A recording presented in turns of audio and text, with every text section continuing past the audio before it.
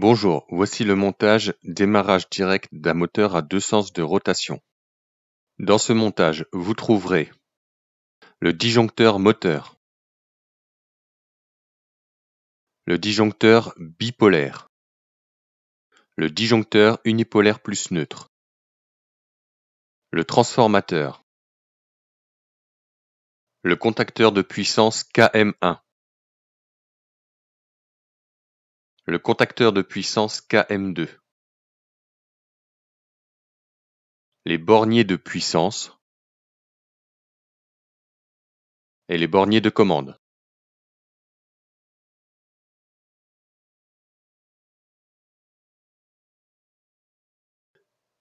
Passons au principe de fonctionnement de ce montage.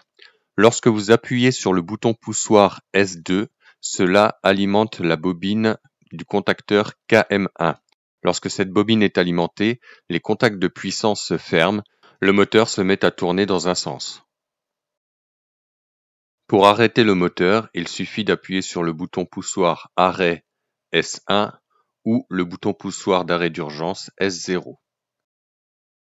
Si on appuie sur le bouton poussoir S3, cela entraîne l'alimentation de la bobine de KM2, les contacts de puissance de KM2 se ferment et le moteur se met à tourner dans l'autre sens.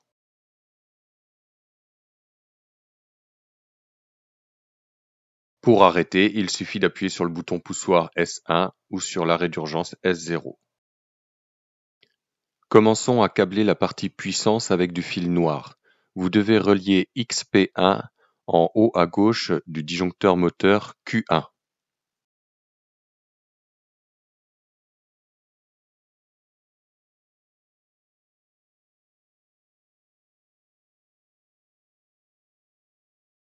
Relier XP2 en haut au milieu du disjoncteur moteur Q1.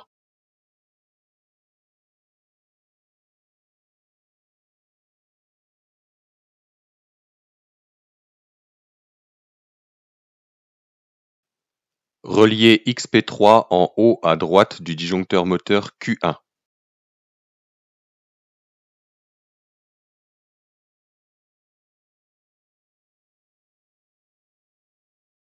Sortez en bas à gauche de Q1 pour aller en haut à gauche de KM1.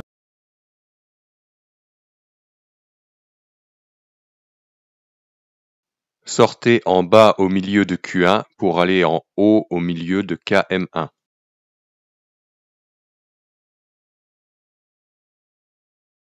Sortez en bas à droite de Q1 pour aller en haut à droite de KM1.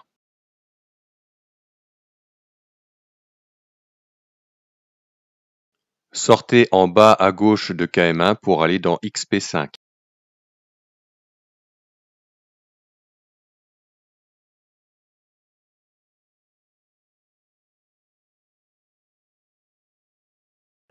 Sortez en bas au milieu de KM1 pour aller dans XP6.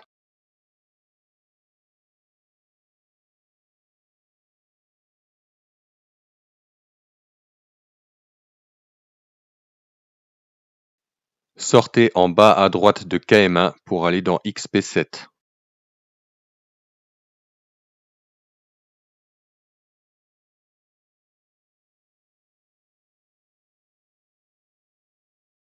Faites un pont entre les bornes 1L1 de KM1 et KM2.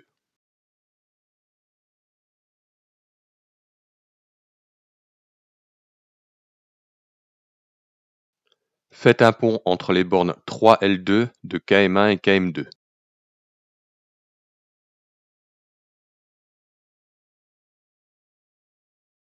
Faites un pont entre les bornes 5L3 de KM1 et KM2.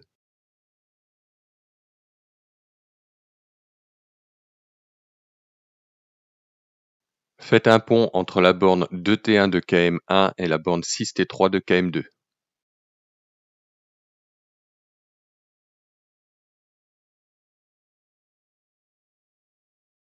Faites un pont entre les bornes 4T2 de KM1 et KM2.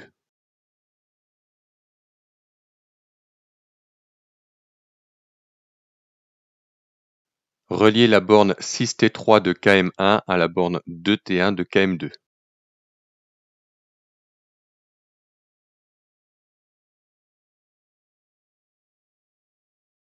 Reliez la borne en haut au milieu de Q1 à la borne en haut à droite de Q2.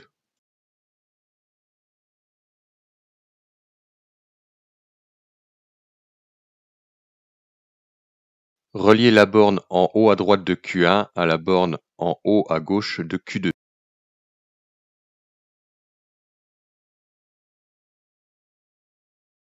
Reliez la borne en bas à gauche de Q2 à la borne 0 en haut du transformateur.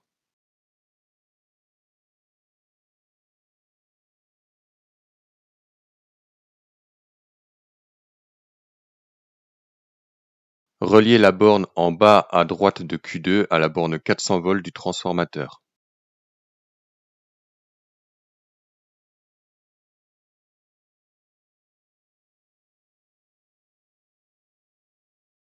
Nous avons terminé avec le fil noir, passons maintenant au fil rouge pour la partie commande. Reliez la borne 24 volts du transformateur en haut à droite du disjoncteur Q3.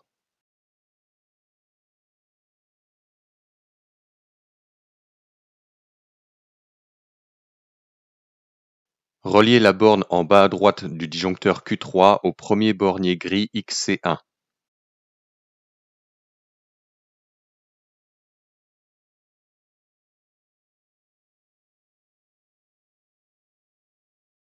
Faites un pont entre le bornier XC2 et le bornier XC3.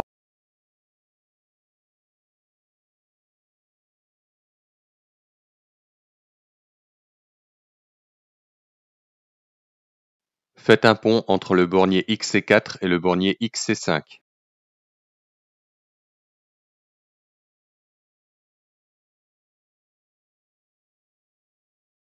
Reliez le bornier XC6 à la borne 21 du contacteur KM2.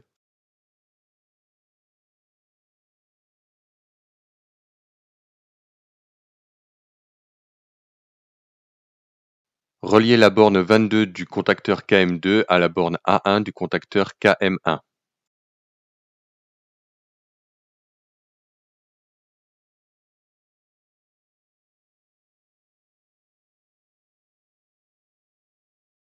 Reliez le bornier XC5 à la borne 13 du contacteur KM1.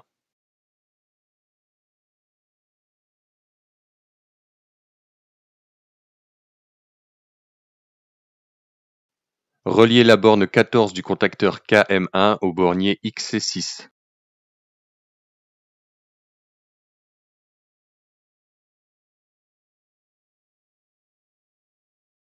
Reliez la borne 13 du contacteur KM1 au bornier XC7.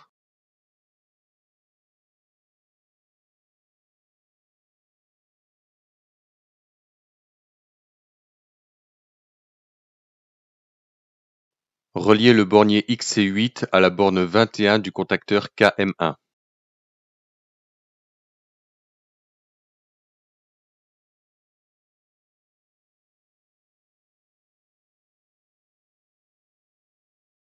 Reliez la borne 22 de KM1 à la borne A1 de KM2.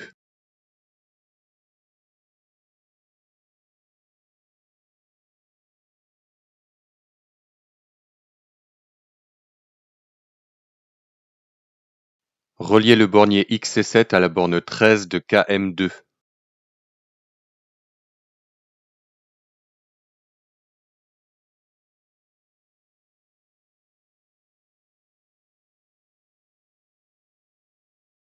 Reliez la borne 14 de KM2 au bornier XC8.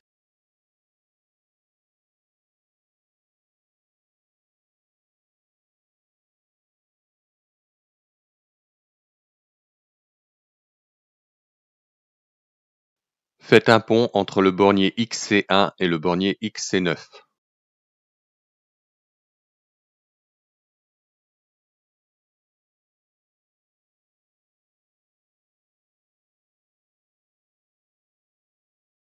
Nous avons terminé avec le fil rouge, passons au fil blanc. Vous devez relier le 0 en bas du transformateur à la borne en haut à gauche de Q2.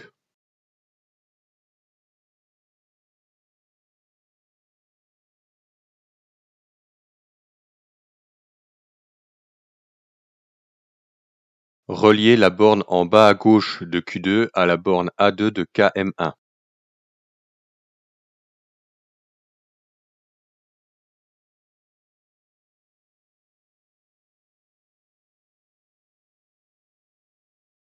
Faites un pont entre les bornes A2 de KM1 et KM2.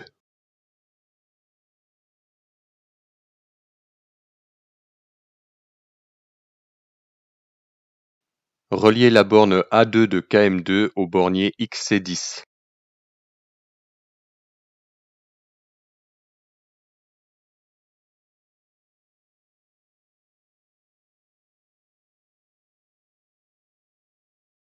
Nous avons terminé avec le fil blanc, nous allons passer au fil vert et jaune. Reliez le bornier XP4 à la borne de terre du transformateur.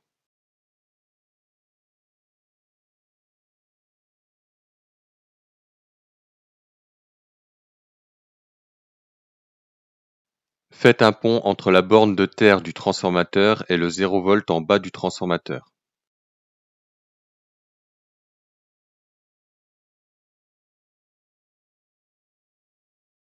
Pour terminer ce montage, faites un pont entre le bornier XP4 et le bornier XP8.